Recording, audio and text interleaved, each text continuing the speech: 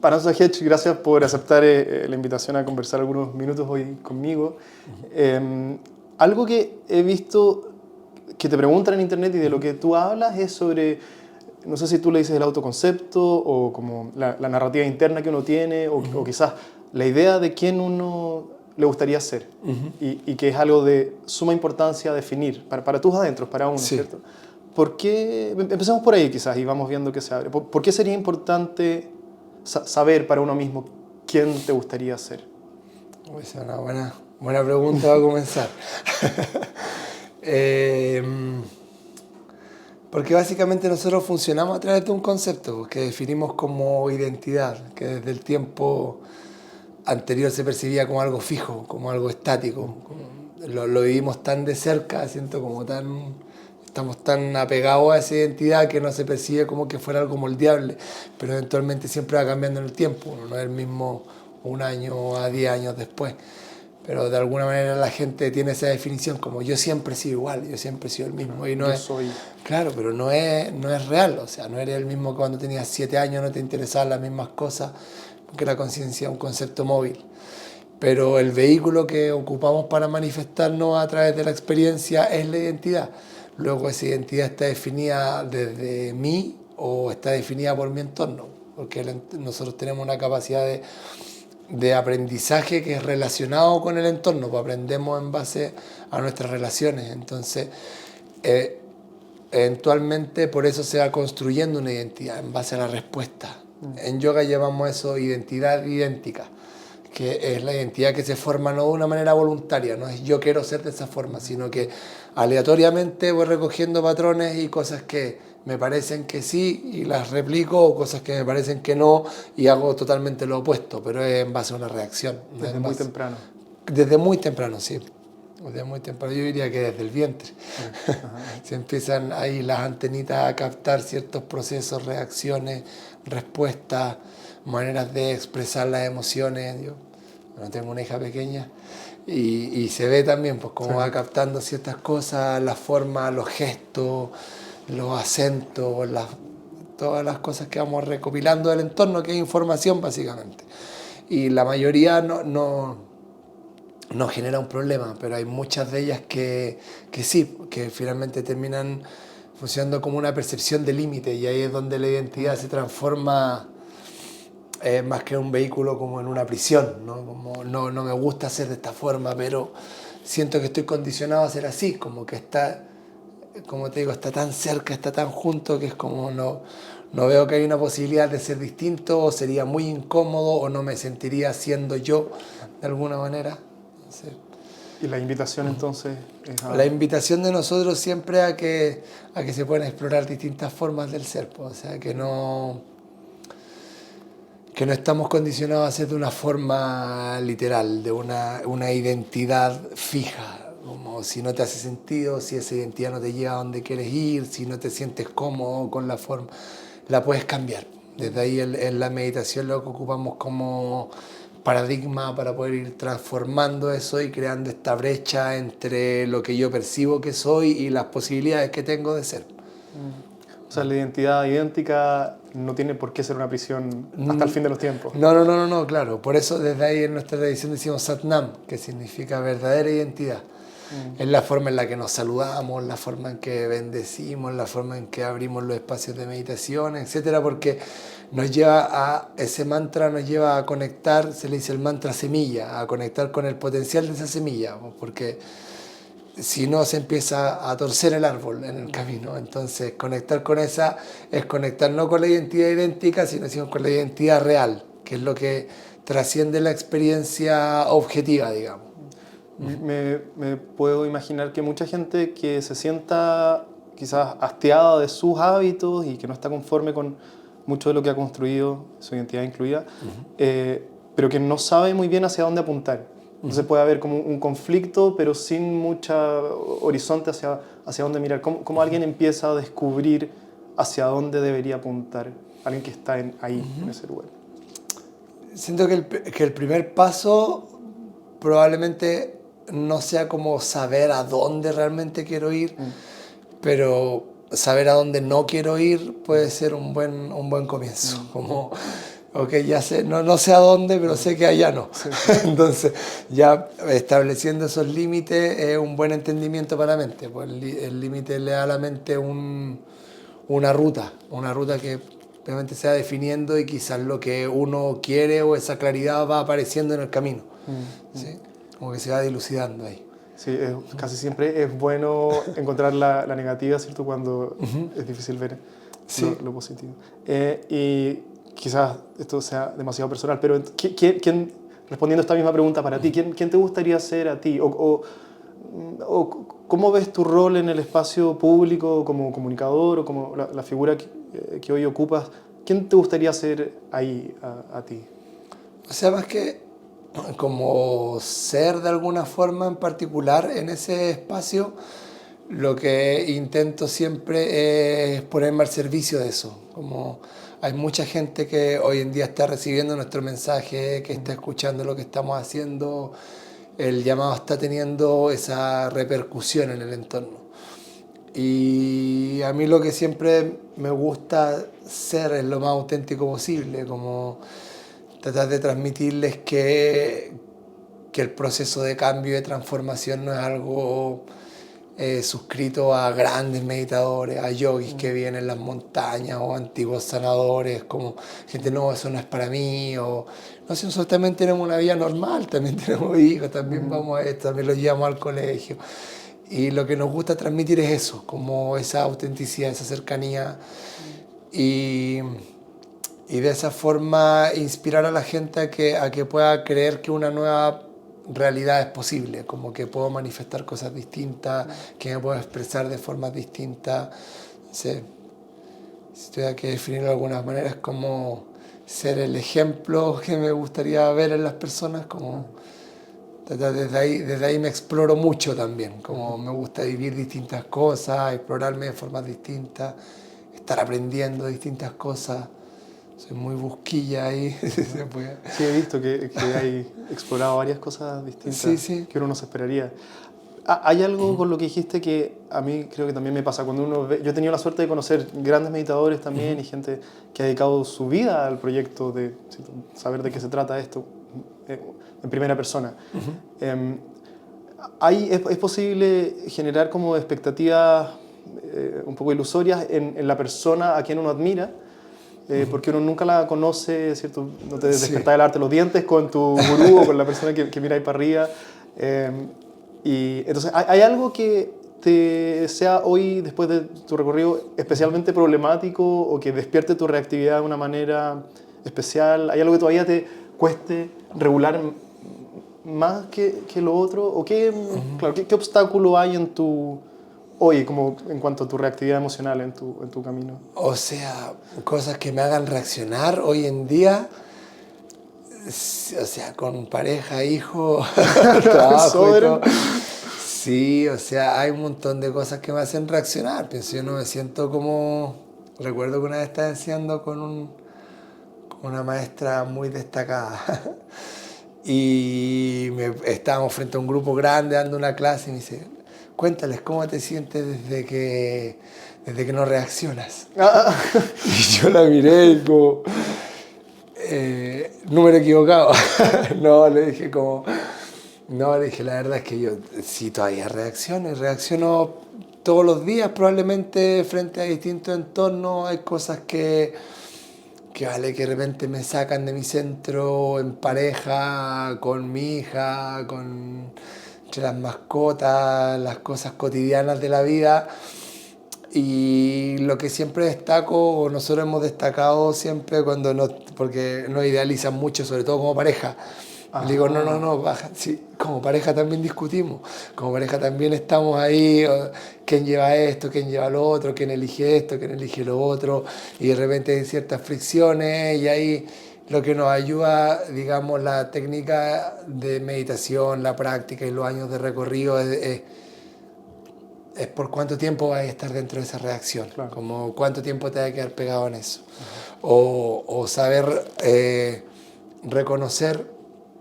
Para nosotros hay una pregunta importante que es como, ¿esto es lo mejor que puedo aportar en este momento a la situación? Como, realmente, ¿esto le sirve a alguien? ¿Me sirve a mí? por lo general salgo bastante rápido. Cuando empiezo ahí, o mi señora sabe, le digo, tiempo fuera, necesito un momento. Sé que soy yo el que está reaccionando, o ella me dice lo mismo a mí, como sé que soy yo la que está reaccionando, sé que no tiene ningún sentido, dame un espacio, ok. Y es como también tener esa capacidad. Si, una de las cosas que te da la meditación es eso, como de poder como detener la mente en el momento en que ¿para qué seguirlo? Como porque la mente ahí está dando argumentos, sí, sacando el historial, y ahí es donde la reacción empieza a crecer. No es tanto por el evento, si el evento es una situación puntual, aislada, no me gustó esto, a ti tampoco, pero es que a ti siempre te gusta y nunca me haces caso, y empieza a crecer en base a eso. Creo que una de las mayores capacidades es esa. Pero en lo cotidiano, claro, va desde cosas simples que a veces te sacan de ahí fricciones del trabajo, principalmente trabajamos en pareja, así que pone otra fricción en la relación también. ¿Trabajan con pareja? Nosotros trabajamos juntos, Yeah. como, o sea, como pareja, juntos en el trabajo. Okay. Entonces, más la fricción que hay en las relaciones, está la fricción de, sí, de pareja, bueno, de familia, papás, hermanos, cosas que de repente hay problemas, surgen. Con niños chicos, además. Con niños chicos, sí. Y hay algo, a ver, se me ocurren un montón de cosas aquí, pero yo pienso algo parecido. Lo que yo he subido a bordo, después de varios años también practicando, es este como despertar más temprano del hechizo, ¿cierto? No me veo capturado, secuestrado por mi rabia, mi enojo, por horas, como quizás lo hubiese hecho hace 5 o 10 años atrás. Y hay como que mi radar de sensaciones está más bien afinado, bien calibrado. Entonces me doy cuenta y hay un asomar la cabeza arriba. Hace poco hablé con una chica que se dedica a empujar leyes que favorecen el cuidado de padres con niños chicos. Y decía que la etapa de crianza preescolar entre 0 y 4 años es la etapa más estresante de la vida de los padres. Sí. ¿Hay algo especialmente útil en tu práctica y de tu pareja y de su recorrido que se te venga a la mente como especialmente útil para este periodo? Porque me escuchan algunas personas con niños chicos. Entonces puede ser interesante eso. Mira, yo creo que la práctica de meditación y todo este proceso que estamos describiendo a través de la práctica te ayuda de manera transversal, como en todas las distintas áreas de tu vida. No es como que te va a ayudar más en algo. Yo creo que algo que ayuda mucho con los niños es soltar un poco el control. Quiere ser lo más difícil. Sí, porque básicamente es como querer guiarlos de una manera, pero en verdad... Es que en verdad lo único que puedes aportar en cualquier relación siempre tiene que ver contigo mismo. Es como... O sea, lo mejor que le puedo aportar a mi hijo tiene que ver conmigo. Porque yo no saco nada diciéndole a mi hijo que no grite si yo estoy gritando todo el día. Como no va a tener ningún sentido en su mente. Yo me acuerdo de todas esas frases que me decían, así como, no hagas esto. Y dice, pero si tú lo estás haciendo, como, ¿por qué? ¿Con qué validez me dices que a mí no? Como el clásico, no vayas a fumar. Pero estás fumando. Dice, sí, pero hace mal. Pero a ti no te hace mal o solo le hace mal a los niños. Como que no entiendo eso.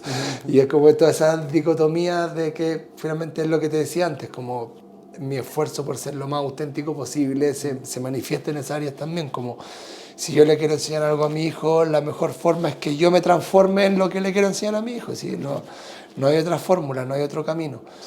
Y cuando eso ocurre... lo otro sea de manera más natural, más orgánica, porque el tratar de controlar es querer tratar de definir eso. Y la meditación te da una capacidad como más amplia a la hora de relacionarte. Entonces no es solo el querer como definir al niño para que sea de una manera particular como yo quiero que sea, sino que venga a hacer lo que vino a hacer, ¿no? O sea, que venga a manifestar lo que él vino a manifestar y yo dar el espacio seguro para que eso ocurra. ¿Sí?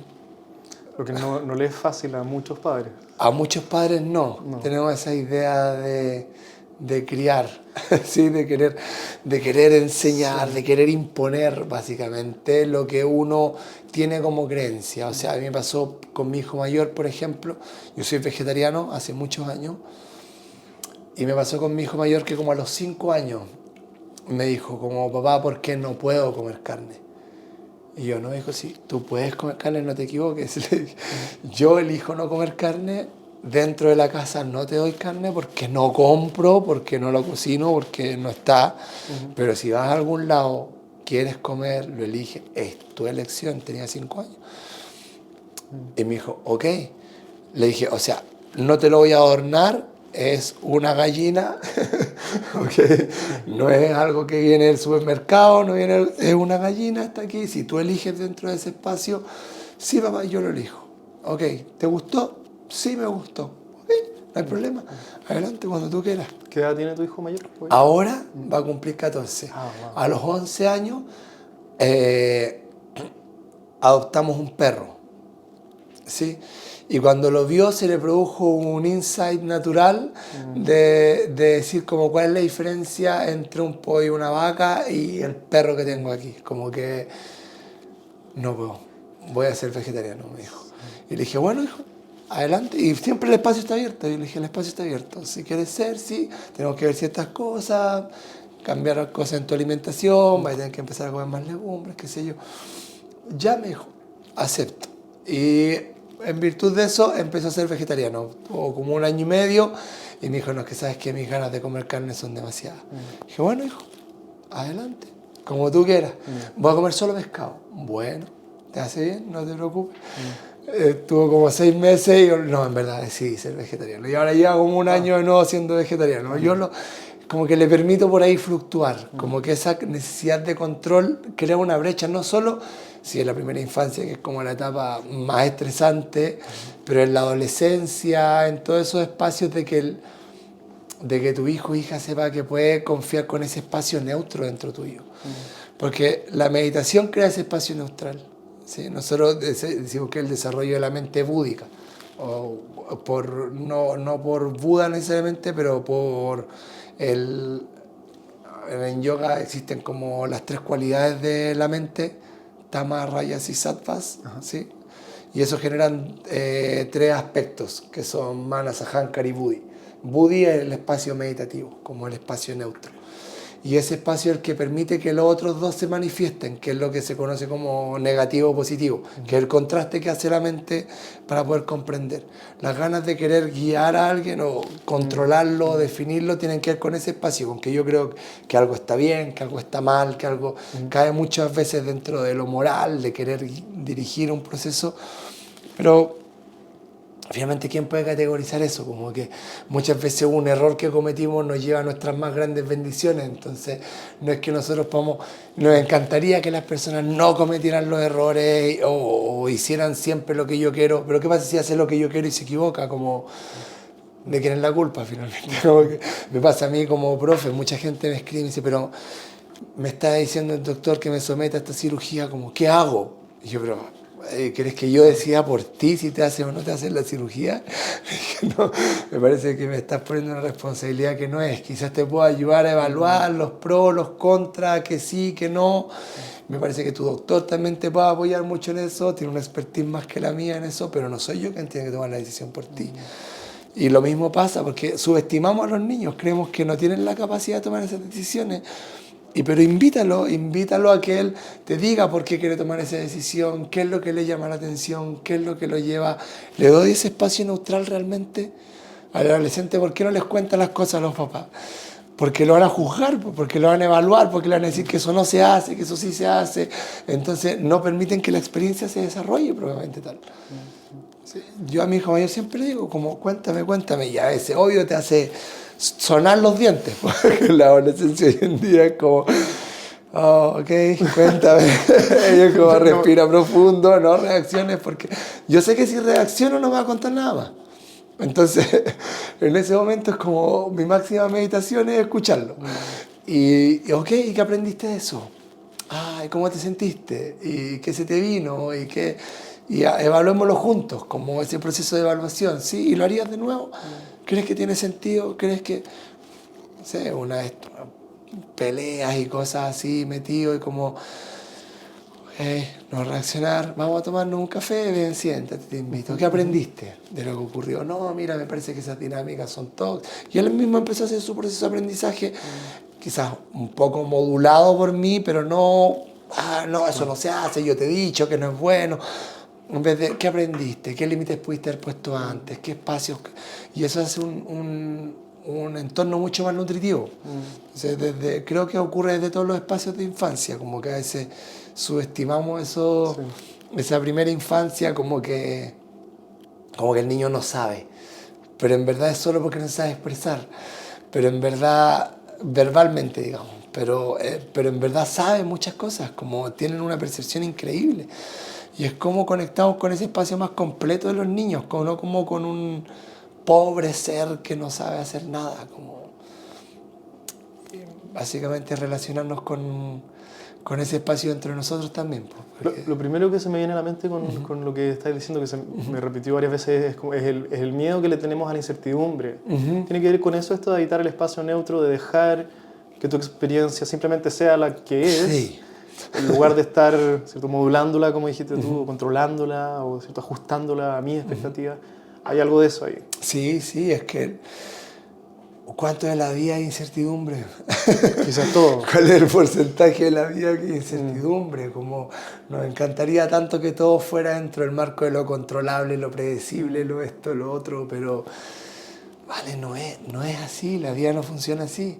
Y es porque no nos enseñan a relacionarnos con ese aspecto desconocido de lo que es como... para mucha gente es como, no, es que si no lo puedes comprobar, es como que no. Y le digo, pero vale, eso es muy corto. Y eso que a mí me encanta la ciencia, me encantan los papers, me encanta ver reportajes o ver las últimas investigaciones que hay dentro de los campos que me interesan, obviamente. Sí.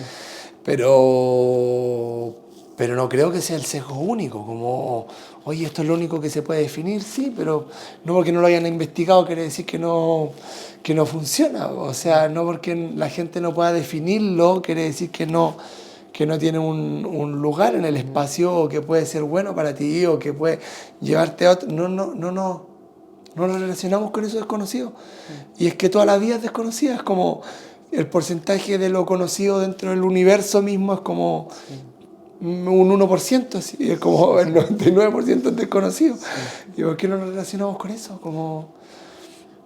Y incluso más de cerca que el universo. O sea, yo no sé qué es lo siguiente que voy a pensar, ¿cierto? ¿Sí? Yo no sé cómo va a terminar esta frase que te estoy diciendo ahora. Claro. Puede que me tropiece y diga cualquier sinsentido, ¿Sí? O puede que diga algo que medianamente razonable, ¿no? ¿Sí? No sé. Hay algo que también pensé mientras estaba hablando, que uno no entra, o no suele entrar a la casa de otras personas y no ve cómo es la crianza en la intimidad, pero en una plaza hay como muestras de distintos estilos de crianza, y está, ¿cierto?, esa mamá que es como un nudo de neurosis, que está encima del niño cada milímetro que se mueve y que no lo deja hacer nada por su cuenta. Está el otro papá o mamá en su teléfono totalmente desentendido de lo que está pasando, ¿cierto? El niño se subió a un árbol al otro lado del parque y nunca se enteró. Entonces es interesante mirar distintos estilos en espacios públicos también. Sí, hay distintos moldes, distintas formas, papás que reaccionan de una forma u otra.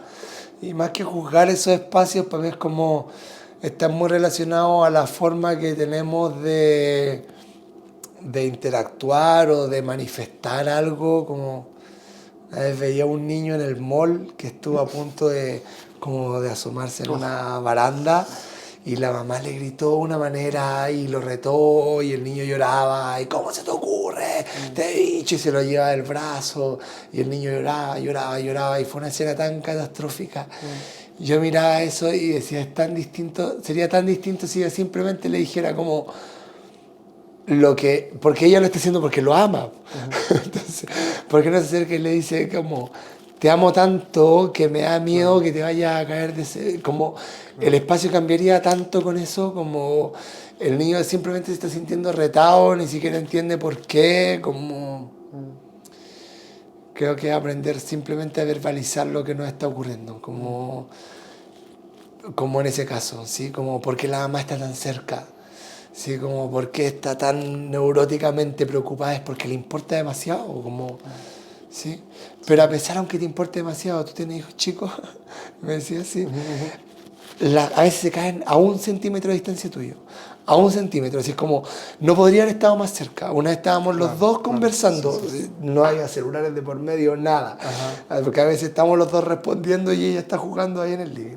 Estábamos los dos cerca, no celulares, mirándola plenamente, pisó algo, se cayó hacia el lado, la herida más grande que hizo el labio fue en ese momento. Pero estábamos literalmente al lado. Y es como, ¿cómo yo podría haber previsto eso? Es que a eso me refiero, como que no lo puedes prever. No lo puedes prever si eso puede ocurrir frente a tus narices. Entonces, ¿qué sentido tiene? Como, ¿qué sentido tendría como estresarse tanto? Como, ¿eso va a cambiar en algo lo que está ocurriendo? Sí.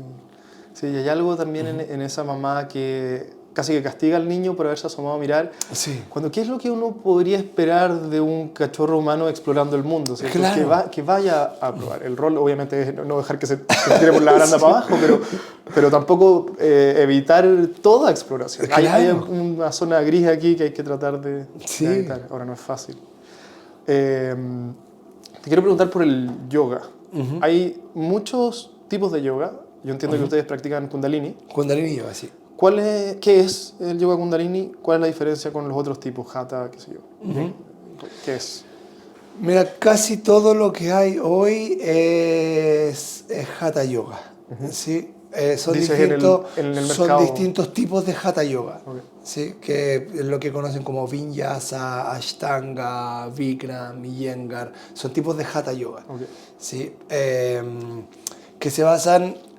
Yoga se basa, o lo que básicamente casi todo lo que conocemos por yoga se basa en los aspectos de Patanjali, que es un sabio que condensó la enseñanza y sistematizó las enseñanzas del yoga. Desde ahí nacen posturas, pranayamas, mudras, etc., como posición de las manos, cantos, posiciones del cuerpo. Casi todos los yogas ocupan todo el repertorio, hay algunos que no, pero casi todos los yogas ocupan todo el repertorio. La diferencia en Kundalini es como que mezclamos todo el repertorio. Es como que hacemos posturas con respiraciones, posturas con mantras, mantras con respiraciones, meditación, como que está todo un poco mezclado. Generalmente lo que hacen en los otros tipos es practicar posturas, luego mantra, luego pranayama, luego meditación, como más segmentado. Son básicamente metodologías para llegar a lo mismo. ¿Sí? Hay mucha gente que se abandera con su tipo de yoga. Personalmente creo que eso no está en yoga. Creo que el yoga es esa capacidad de relacionarte... la relación de lo individual con lo universal. ¿Sí? Ese es el proceso de yoga. Y ese proceso no necesariamente ocurre únicamente ni siquiera a través de las posturas, únicamente, o de la respiración, creo que es un conjunto de cosas que para algunas personas, si vas a India, uno de los movimientos más fuertes de yoga es el karma yoga, que es el servicio desinteresado. Si la gente va y sirve comida a las personas en las calles, o limpia los espacios sagrados, los templos, hace aseo, desinteresadamente. ¿Bhakti ¿Sí? es lo mismo? Bhakti es devoción, ¿no? Bhakti yoga es el canto de mantra, adoración, cuando hacen ofrenda a los dioses y ese tipo de cosas. Karma yoga es cuando van a limpiar el templo. Muchos allá llegan a las 4 de la mañana, antes que nadie, a limpiar el templo, luego meditan, hacen bhakti, hacen devoción y luego se van a sus trabajos. Y eso es yoga para ellos. Entonces tú en India vas y dices como, vas a hacer yoga, vas con tu colchoneta, a hacer tus posturas. No, no tiene que ver con eso. Ven a hacer yoga, toma una escoba. Claro. Ven a hacer yoga, es cómo te conectas con ese espacio. No es necesario el peto de arcoíris. No es necesario nada de eso. ¿Sí? Es como nosotros llegamos a ese espacio de conexión. Y en Kundalini las series son más temáticas y tienen que ver con el proceso como de la conciencia. ¿Sí? ¿Es físicamente menos exigente? Tengo esa sensación. ¿Es así o no? Depende del tipo de yoga. ¿Sí? Hay yogas que son más lentos, depende de cómo lo abordan. Hay yogas que son muy, muy complejos, muy, muy demandantes. En Kundalini hay de todo. Sí, porque como casi siempre hacemos series indistintas.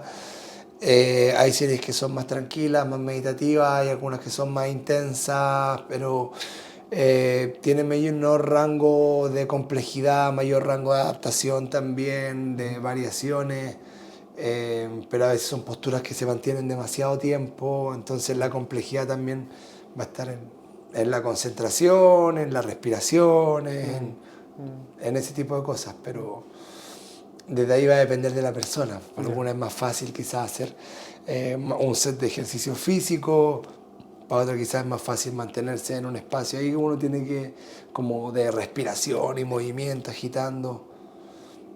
Para uno quizás es más difícil cantar mantras o le resulta incómodo. Entonces por ahí yo creo que uno tiene que ir buscando, quizás después ir profundizando, pero ir al principio explorando cuál de estos aspectos es más útil para uno. Pero nosotros básicamente lo que hacemos en Kundalini Yoga es el proceso de movilización. La conciencia tiene la tendencia a congelarse, así como esta misma percepción de identidad que hablábamos. Ajá. ¿Sí? Es como tengo una idea, esto ocurrió una vez, esto me pasó 2 veces, esto me pasó 3 veces, esto siempre va a ser así. Entonces es como ahorro de energía. ¿Sí? En base a lo que me ocurrió, en base al historial, yo puedo predecir que esto va a ser así. Entonces no me relaciono más allá con una posibilidad, volvemos a lo mismo, no me relaciono con lo desconocido, sino que es netamente lo conocido. Y esto va definiendo mi experiencia. Por tanto, mi conciencia se va limitando en eso y a medida que avanzan los años nos volvemos un set de patrones y mecanismos automatizados nomás donde el cuerpo sabe hacerlo mejor que la mente y la conciencia entra solo dentro de ese carril, no tiene la posibilidad de abrirse. En Kundalini Yoga creemos que una acción consciente, que es lo que definimos como kriya, abre esa posibilidad. ¿Sí? A través del flujo de la energía, del canto, de lo que sea que ocupamos como técnica, para abrir esa capacidad potencial. Y es como mucha gente, como estoy haciendo esta postura y de repente me puse a llorar o de repente me di cuenta de algo que no me había dado cuenta de mi infancia, como wow, se destapó algo. Y eso le digo, sí, hay un nudo en la conciencia ahí. Y de repente hay una serie que logra que ese nudo se extrae. ¿Por qué creéis que pasa eso? Yo he tenido esa experiencia. Yo nunca he profundizado mucho en yoga, pero algún tiempo hice Bikram, creo que es lo que más he hecho. Y una clase particular después estaba en el camarín y de repente, pero de la nada, me puse a llorar desconsoladamente. ¿Por qué crees tú que pasa en ese tipo de cosas? A mí o sea, como la forma en que trabajan los distintos tipos de yoga lo desconozco, pero el set que practican en Bikram es bien potente, es como un ajuste corporal completo, a mí me gusta harto. Básicamente lo que hace el yoga o los procesos de postura es un ajuste energético dentro del cuerpo. Entonces ese ajuste energético, cuando estamos hablando que se generan estas tendencias o creencias o posiciones estáticas o puntos muertos dentro de lo que es como el recuerdo, ¿sí? Como, oye, fue una experiencia que no es agradable, no sé qué, o la bloqueo, ahí la amígdala cerebral la encapsula por neuroprotección. La guarda bajo la alfombra. Pero claro, la guarda bajo la alfombra, pero la experiencia sigue respondiendo a esa experiencia, a pesar de que no recuerdes de dónde viene. ¿Sí? El yoga, como a través de ese proceso de estiramiento que va un poco más allá de lo físico, logra liberar eso como emociones en los órganos, en los canales de energía que a veces como dan esta capacidad como de no lo vi venir y de repente llegó, o dónde estaba eso, de dónde salió, y es como que estaba ahí, tu cuerpo tiene esa memoria, tu sistema energético tiene esa memoria, pero antes nunca había explorado esa posibilidad. O sea, al mover el cuerpo en una forma que quizás no lo movías, se abre esa brecha, es como que llegaste a un espacio desconocido, a través de lo físico, o a través de lo energético, o a través de lo mental. Sí, pero... ¿Es común eso en la gente que practica con ustedes? Sí, ¿Es algo que ven? sí, muy común. Sí. Porque algo me he estado educando sobre la literatura sobre trauma, ¿cierto? Y hay esto de volver al cuerpo, Sí. porque ahí está guardado, ¿cierto? Lo más difícil de nuestra biografía, como decías tú, en algún nivel preconsciente. ¿Has visto el trabajo que hace Gabor Mate? Sí, sí. Muy, muy bueno. Muy sí. bueno, sí. Yo tomé 3 cursos con él. ¿Ah, sí? Sí, es que le enseñan con una profe de Kundalini. Un curso que se llama Beyond Addictions, que es de adicciones. Yo era algo que me especializaba en yoga en adicciones. Y Beyond Addictions, el programa lo enseña Satdaram Kaur, que es profesora de Kundalini Yoga, junto con Gabor Mate. Yo tomé 2 veces ese programa, trajimos a Satdaram acá, quisimos traer a Gabor Mate, no nos alcanzó el presupuesto. Tenemos una fundación de tratamiento de adicciones en base a meditación y nutrición, que fue bien exitoso en su momento. Después de la pandemia no fue tan fácil sostenerlo. Y tomé un curso en línea con Gabor él le llama Compassion Inquiry. Sí. Tomé ese curso en línea con él, porque de hecho era un módulo de Beyond Addictions, del programa de Beyond Addictions, era un módulo. Y todos los que estábamos estudiando le dijimos, oye, pero eso es potente. Eso que estás haciendo es potente, eso de, oye, vale, sal de la narrativa, sal de lo que está ocurriendo en tu mente. ¿Qué es lo que está ocurriendo en tu cuerpo? Es esta sensación. Y, ok, ¿cuándo fue la primera vez que sentiste esa sensación?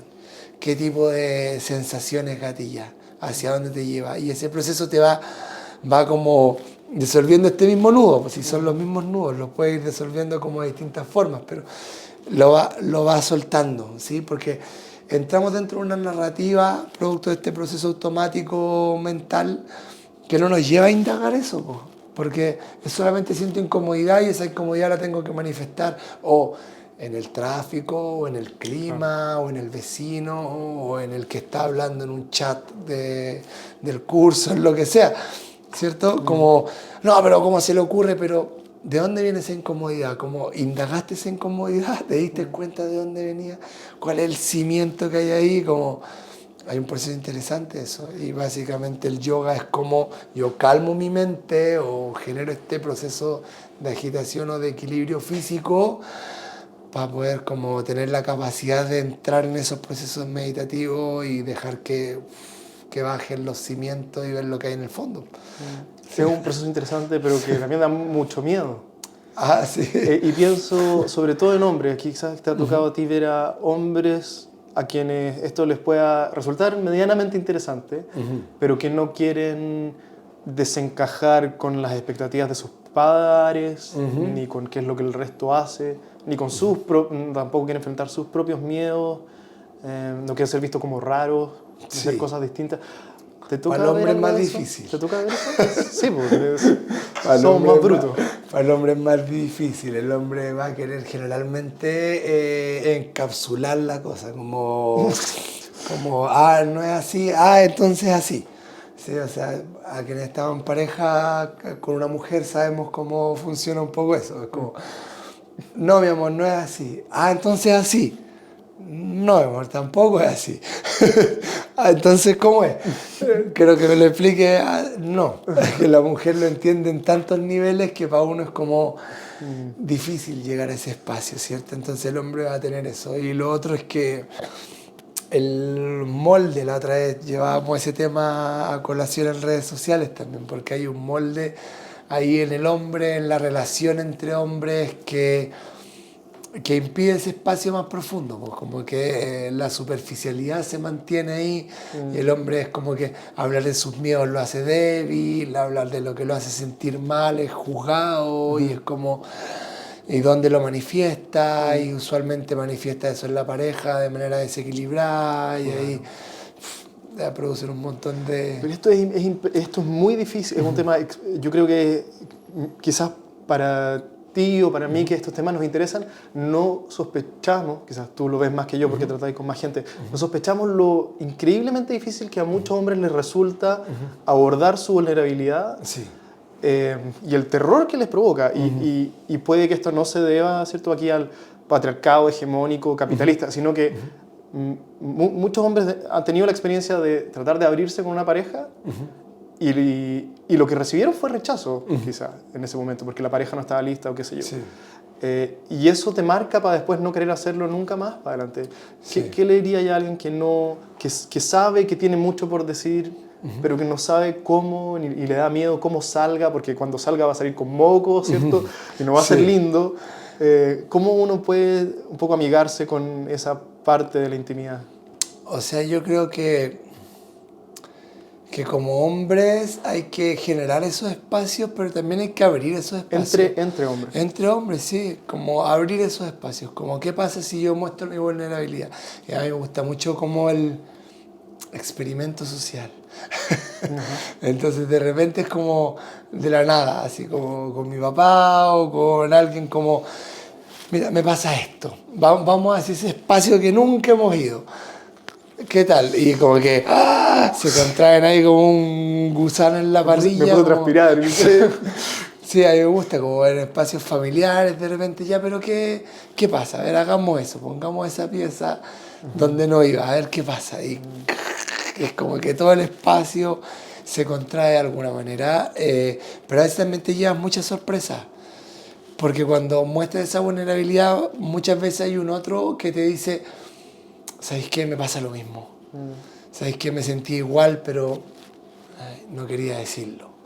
Entonces, es como encontrar el límite ahí y empujarlo un poquito. Empujarlo un poquito, porque... Y mira, la pareja es como que resulta para muchos hombres el espacio seguro, ¿sabes? Pero... es que es tu pareja, no es necesariamente tu espacio seguro, como en ese ámbito. ¿Sí? Puede ser que en otros ámbitos sí, pero en el ámbito de manifestar tus miedos y tu vulnerabilidad, porque por ahí tu pareja está buscando que tú le des seguridad, ¿sí? Que quizás también en muchos aspectos se interpreta como desde lo económico, ¿sí? Sí. En nuestra tradición, como... lo que proyecta el hombre a veces tiene que ver más como con la estabilidad emocional que económica. ¿Sí? Es la capacidad del hombre de no fluctuar tanto, porque la mujer, como tiene esta capacidad de entender en múltiples niveles, también tiene más cosas posibles que la puedan preocupar. ¿Sí? Un escenario clásico es que la mujer se estresa y que el hombre reacciona a ese estrés con enojo, y es como... básicamente algo que se ve en las relaciones, como el hombre se enoja, la mujer se estresa, y en eso se mantiene la dinámica, ¿sí? Porque la mujer tiene muchas razones para estresarse, y el hombre, en su intención de querer controlar y no entender de dónde está viniendo todo esto, es como se enoja, porque es la reacción más común que ocurre. Entonces, si el hombre llega con su miedo y su vulnerabilidad, su mujer le está dando otra razón para preocuparse, ¿no? Para estresarse, porque, oye, no se siente seguro. Entonces yo voy a tener que tomar este rol y vale, la mujer obviamente puede tomar ese rol, pero no necesariamente está cómoda en ese rol. Entonces ahí se empiezan a generar problemas o fricciones en las relaciones. Ocurre también en las relaciones de parejas de un mismo sexo, digamos, o un mismo género, porque, digamos, dentro de esas relaciones también hay alguien que toma el rol lunar y otro que toma el rol solar, le decimos nosotros. ¿Lunar es femenino? Lunar se podría decir que es la mujer, pero es que hay veces que la mujer es más solar que el hombre también. Sí, entonces no es que esté así como reglamentado, pero definimos por tendencia, así por la mayoría. ¿Okay? Y en la mayoría es así, entonces el hombre necesita buscar esos espacios donde manifestar esa vulnerabilidad, y la mujer necesita esos espacios donde manifestar este torrente de cosas que la aflige, ¿sí? Porque no se dan esos espacios para ellas tampoco. En muchos ámbitos. O porque están en relaciones más laborales, o no tienen estas relaciones entre amigas que les permiten como desahogarse. Si la mujer no siempre quiere una solución a sus problemas, solo quiere desahogarse, solo quiere hablar. Porque es muy difícil de y para el hombre es muy difícil de entender, porque yo lo quiero solucionar. Ella me lo está diciendo y yo la miro y le digo, ya, lo hago. O sea, y ella, no quiero que lo hagas. Yo tengo el Excel listo para... Ya lo tengo listo para solucionarlo. Y ella, no, es que no quiero que lo soluciones. Y yo, pero, ¿por qué me lo dices? No, solo te lo digo. O me lo está diciendo y es como, chuta, es que no puedo ahora. Pero no, si no te estoy diciendo que lo hagas ahora, ni...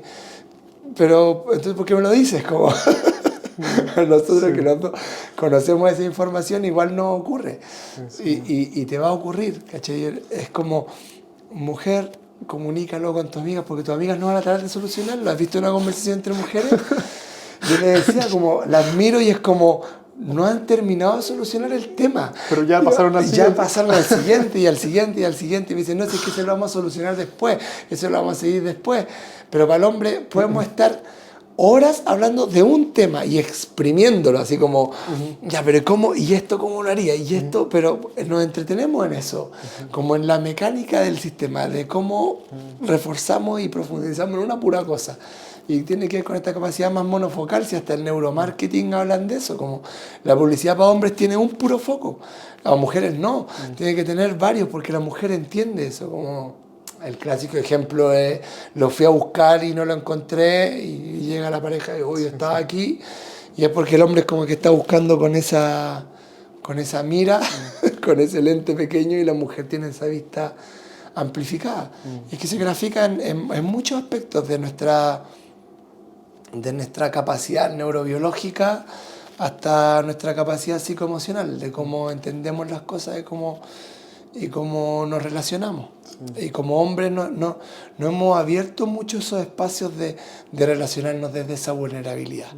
A ver qué ocurre. Oye, me siento de esta forma con esto. A ver qué pasa. A ver qué tienes tú para compartir de eso. Porque es como que existe ese subconsciente, esa como historia que es como el héroe y el hombre luchando contra todo y se enfrenta a sus miedos y gana. Y no estoy diciendo que todos los hombres tengamos que vivir desde ahí, pero es algo potente, por algo nos llama tanto la atención desde chicos los superhéroes, las cosas, como, no es desde un general. Entiendo que hay niños que no les llama tanto la atención, pero es un general que sí. Entonces, ¿por qué llama tanto la atención? ¿Qué hay ahí? ¿Qué hay en nuestra conciencia que nos llama la atención de eso? ¿Y cómo podemos llevar esos aspectos quizás más cotidianos de nuestra experiencia, ¿cierto? Y enfrentarnos con eso y averiguar de dónde viene eso oculto, ese desconocido, ese quizás enemigo interno que está ahí frustrando nuestros planes o haciendo que nuestra experiencia no sea tan cómoda quizás como debería ser. Sí. Oye, esto a mí es fascinante todo este tema, así que gracias por la explicación. Se me vienen dos cosas a la mente. Uno es un documental que está en Netflix ahora que se llama Empire Chimp. ¿Lo has visto? No, de una tribu de chimpancés en Uganda y los siguen muy de cerca. Yo creo que es el mejor material audiovisual de chimpancés salvajes, sin contacto con humanos, que yo he visto al menos, y que hay. Y en el documental muestran que todos los chimpancés de rango alto, no solo el alfa, sino que todos los de rango más alto que tienen acceso a gran parte de la casa, ¿cierto? A la mejor parte de la comida, a las hembras, no demuestran debilidad, pues. No pueden demostrar flaqueza, porque significa que el que está siguiente en la línea de jerarquía se va a aprovechar para escalar. Entonces probablemente algo hemos heredado de eso. Y lo otro que se me vino a la mente también mientras hablabais, tú conoces a Esther Perel, que está, no sé si es psicóloga, pero habla de relaciones de pareja. Y ella dice que uno de los problemas que tenemos hoy en nuestras parejas, hoy en la sociedad moderna digo, es que hemos depositado en nuestra pareja el rol que antes cumplían muchas personas en nuestro entorno. Entonces queremos que sea nuestro mejor amigo, nuestro confidente, nuestro amante, el espacio de vulnerabilidad, como hablábamos, ¿cierto? Con quien nos reímos, nuestra pareja de exploración intelectual, de crecimiento espiritual, bla, bla, bla, bla, bla. Y es simplemente imposible que una persona resuelva todo, ¿cierto? Y así es. Lo que conversa mucho con lo que tú estabas diciendo de... Sí, porque es que básicamente gran parte de los problemas que experimentamos es que no entendemos los roles. Sí. Y el rol de la pareja es un rol bien particular. Ella no es tu mejor amiga. La gente no es que es mi mejor amiga. No es tu mejor amiga. No lo es tu pareja. Si a tu pareja le cuentas lo que le contaría a tu mejor amigo, vas a estar en problemas. Sí. Dentro del ámbito es como, oye, a mí me gusta enseñar. no le enseñes a tu pareja, no te va a ir bien por ahí. Vas a intentarlo, no, vas a perder a tu pareja. Como hay roles, tu amigo es tu amigo, tampoco le puedes enseñar a tu amigo. Es como, no es porque no le puedas compartir algo y juntos crecer, pero no eres el profesor de tu amigo, no le hablas como a tu pareja, a tu amigo. Es como, los roles tienen una esencia en particular y nosotros tenemos que saber depositar lo que tiene que ver con un rol. Mi mamá me dice, tu hijo eres mi maestro. Y le digo, no, soy tu hijo.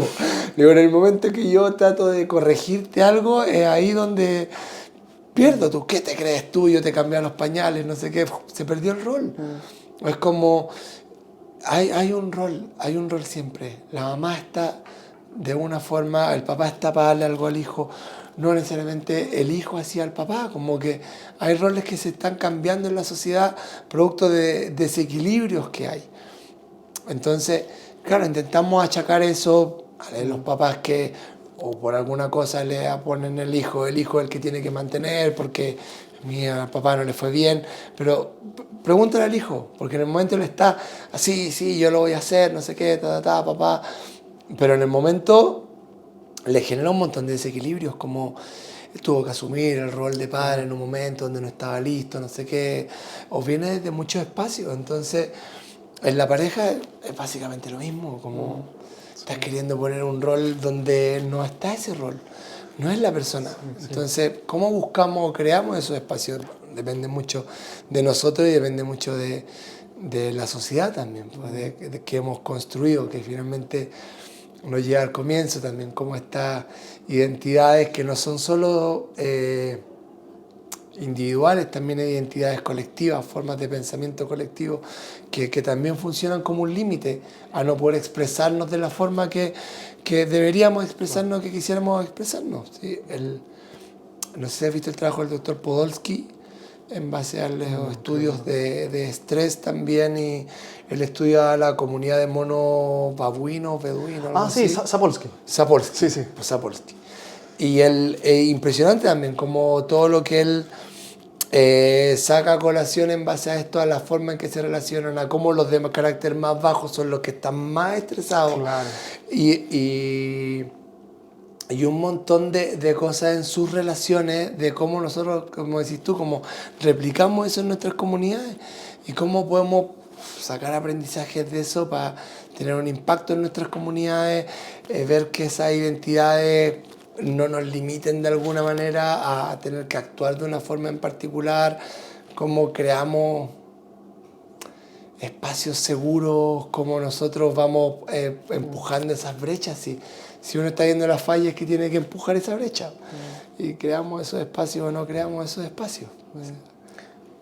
Quiero cambiar radicalmente de tema porque ya va a ir cerrando. Adelante. Llevamos harto rato. ¿Qué es el samadhi? ¿Y es el estado de conciencia samadhi la meta? ¿O cómo piensas tú en tu proceso meditativo? Porque hay cierta tensión entre el momento presente, si es que yo pretendo aceptarlo plenamente, pero al mismo tiempo sitúo mi meta en otro lugar que no es este. ¿Es el samadhi o algo parecido al samadhi la meta? ¿Y cómo resuelves la tensión entre eso y tú ahora, antes de? Samadhi tiene muchas escalas, ¿sí? No es solo un punto, ¿sí? El samadhi tiene como una escalera, ¿sí? El proceso que definimos como samadhi, que algunos llaman la iluminación, a mi maestro le gusta más llamarlo la realización, dice.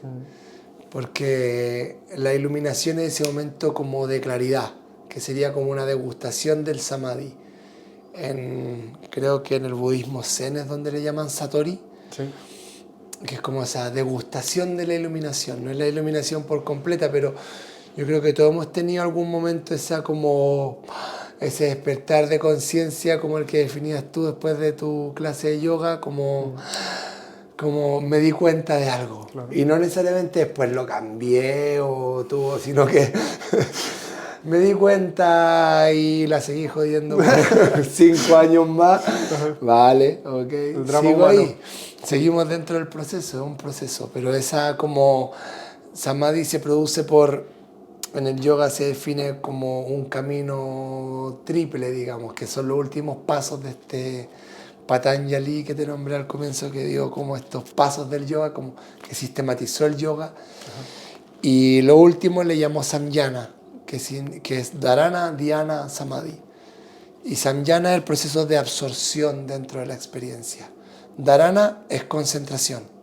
Entonces él dice, no puedes entrar en un espacio meditativo si no mantienes concentración. Entonces, ¿cómo entrenas la concentración?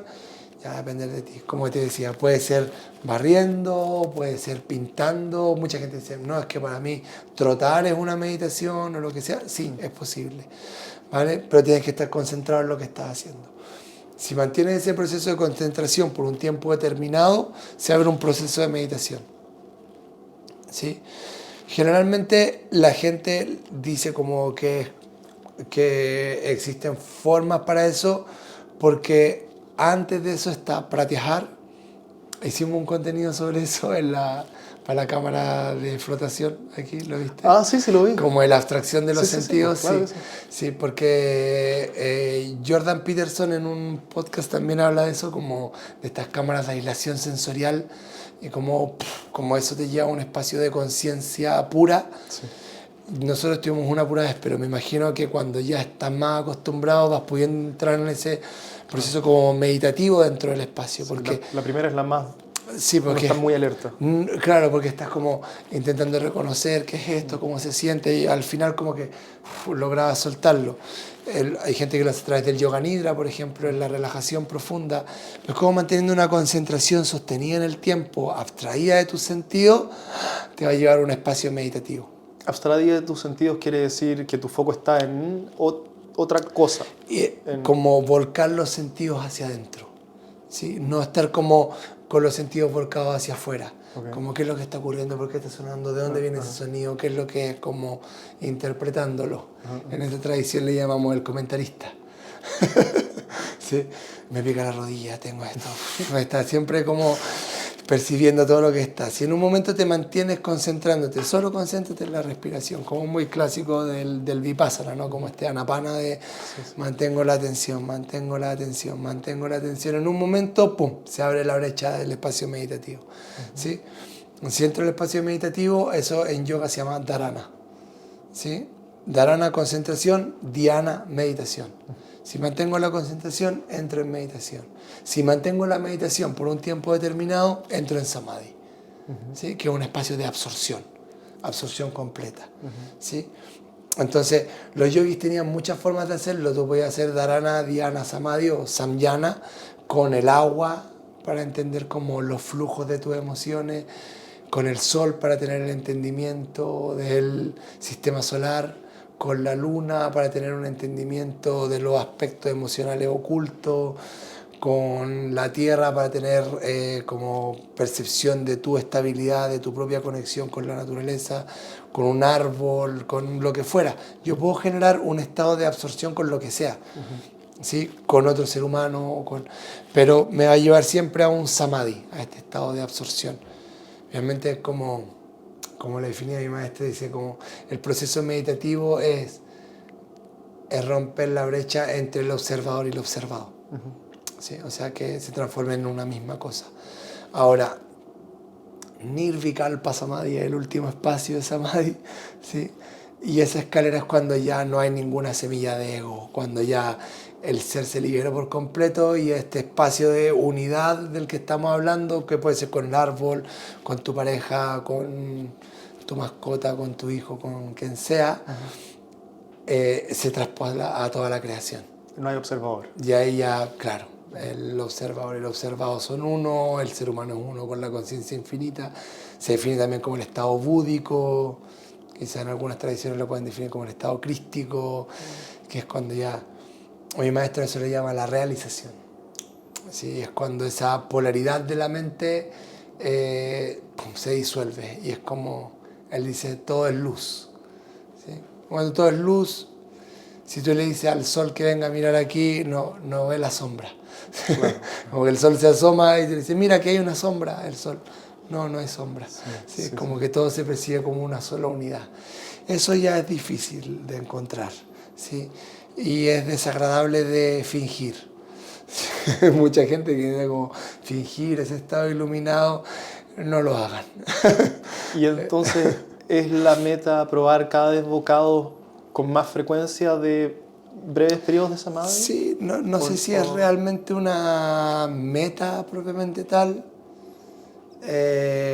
porque en yoga hay un dicho, dice, si tienes un ojo puesto en la meta, tienes un solo ojo para ver el camino. Buen dicho, muy buen dicho. Entonces, mantenerte en el camino es mantenerte en tu proceso. Por eso digo, fingirlo es muy desagradable porque no es real y, y se percibe. ¿Sí? Por eso digo, como es mejor estar en lo real de uno e ir cultivando ese espacio de conexión. Que si tiene alguna meta, puede ser, pero me parece que si te enfocas como en esa meta, pues lo pierdes el espacio. Entonces, el ir practicando ese espacio meditativo, hoy en día se ha abstraído por otro lado a solo las funciones como cotidianas de la experiencia.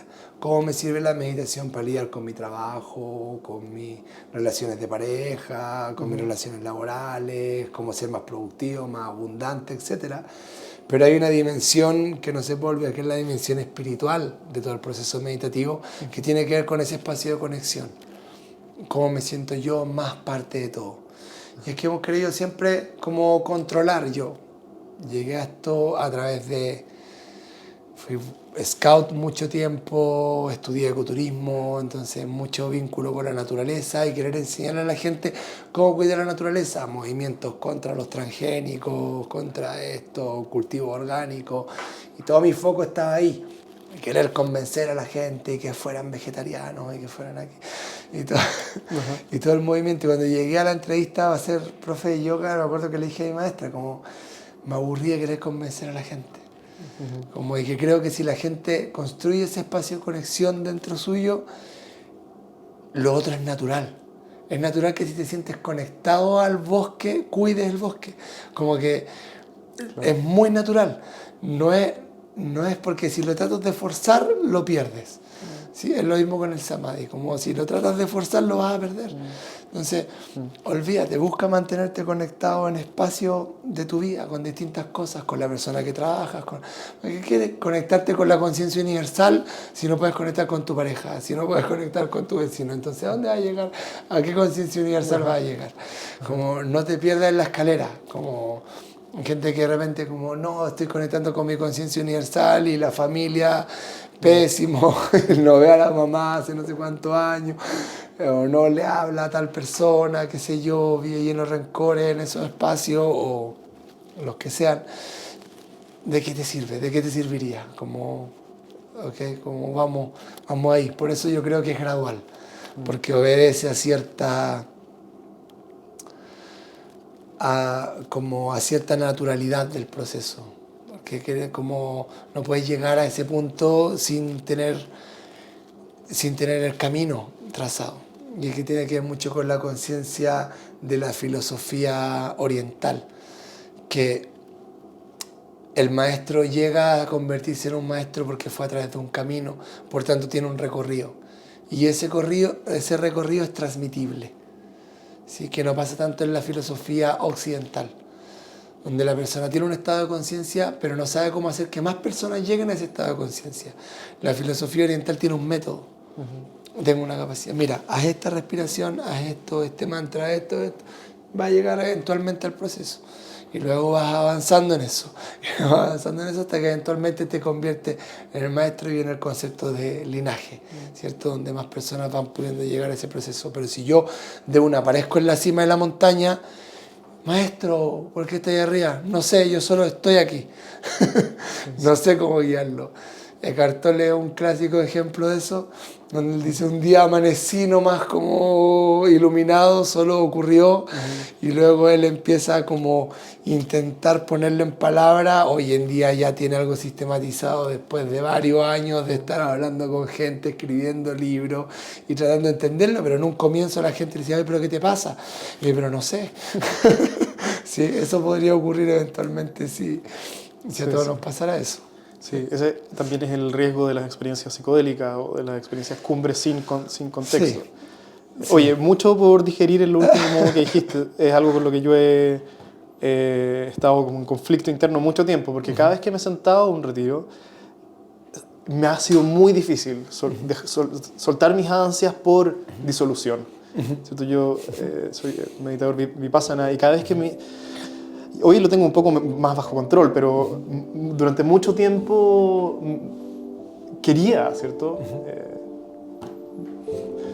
Bueno, pero hay harta información útil ahí y mil gracias por el tiempo, estuvo buenísimo. Voy a dejar tus redes sociales para quienes quieran saber más de ti. Y nada, invitadísimo a Float de nuevo cuando quieran también para tener ahí. Gracias. Muchas gracias. Si este contenido te resulta interesante, suscríbete a mi canal para recibir notificaciones cuando tenga nuevo contenido por compartir. Y si me quieres ayudar, todos los apoyos en difusión son agradecidos. Compartir en redes sociales, recomendaciones a tus amigos, todos me ayudan más de lo que te imaginarías. Gracias por tu tiempo y hasta la próxima.